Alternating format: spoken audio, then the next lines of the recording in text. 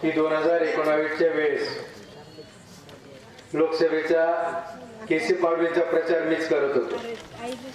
कारण तुम्हाला सगळ्यांना ज्ञात असेल, माझे वडील आदरणीय बापूसाहेब 2019च्या लोकसभेपर्यंत काँग्रेसमध्ये होते आणि आता 2024ला आम्ही भाजपचा येण्याचा प्रचार करतोय। मी लहानपणापासून 2019 म्हणजे येईच तो काँग्रेसचं सगळं बाळ करून मला मिळालेलं आहे आणि आता 2019 पासून तर आता भाजपमध्ये मी काम करतो। माझी अवस्था अशी की 2019 पूर्वी मी माहेरवासी होतो आणि आता 2019 नंतर मी सासरवासी झालो। त्याच्यामुळे मला माहेरचे लोकही चांगले माहित आहेत आणि आता सासरच्या लोकांचाही चांगला अभ्यास झाला।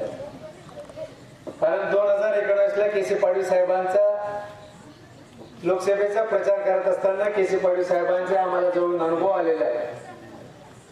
लोकसभेनंतर विधानसभेची निवडणूक झाली, केसी पाडवी साहेब महाविकास आघाडीमध्ये मंत्री झाले।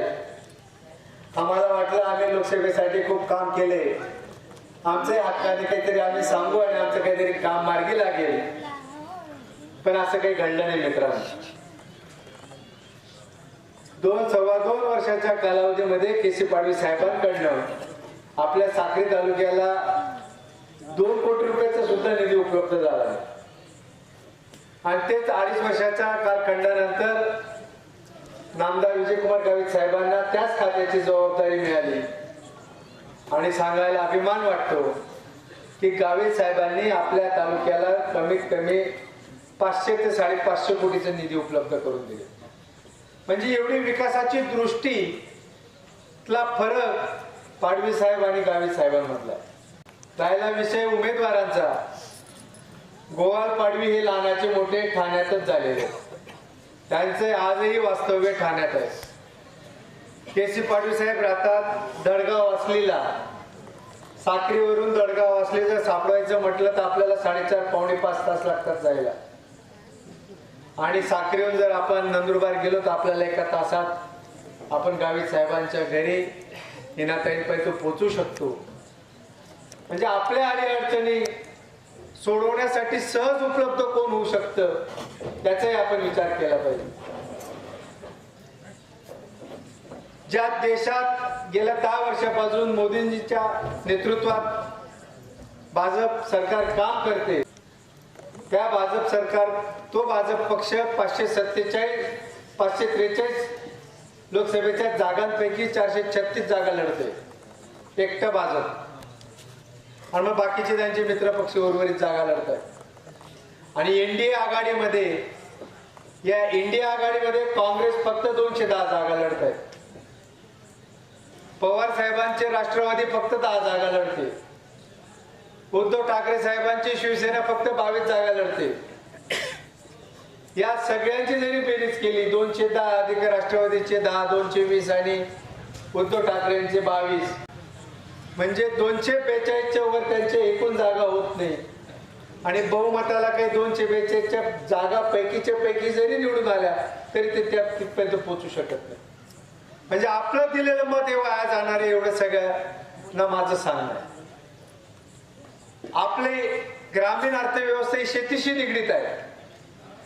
शेती मालाला सध्या भाव नाही, आपला शेतकरी राजा हा चिंतातूर आहे, चिंताग्रस्त आहे। हे जरी नक्की असलं तरी आपले प्रश्न हे फक्त मोदीजीच सोडवू शकतात एवढं मी तरी तुम्हाला आश्वासित करतो। कारण शेतकऱ्यांसाठी मोदीजींनी काहीच केलं नाही असं आपल्याला म्हणता येणार नाही। आपल्याला शेतकरी सन्मान योजनेतनं प्रत्येकाच्या खात्यावर पैसे सुरू झालेले आहेत। शेतकऱ्याच्या शेतीमालाला हमी भाव मिळण्यासाठी मोदीजींनी कायदा पण केलेला होता। तरुण मित्रांना जर आठवत असेल तर हरियाणा आणि पंजाबच्या शेतकऱ्यांनी आंदोलन केलं दिल्लीच्या महामार्गावर। 4-4.5 महिने दिल्लीकडे जाणारा महामार्ग त्यांनी रोखून धरला, बंद पाडल्या आणि त्याच्यातल्या काही ज्या काही उणीव असतील, त्रुटी असतील, त्याच्यामुळे मोदीजींनी तो हमी भावाचा कायदा मागे घेतला आणि आता नव्याने अभ्यास गट स्थापन करून त्याचं भारताची भौगोलिक परिस्थिती, प्रत्येक ठिकाणचं हवामान, तिथला पीक पेरा याचा सगळा सारासार विचार करून आता नव्याने कायदा आणण्याचा प्रयत्न मोदीजी करतायत. थोडी कळ अजून सोसावी लागेल, पण याच्यातनं निश्चित मोदीजीच मार्ग काढतील एवढी तुम्हाला मी सगळ्यांना आश्वासित करतो.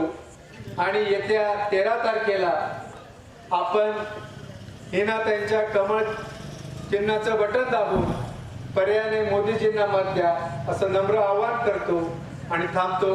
जय हिंद, जय महाराष्ट्र. विचार ऐकून घेतले.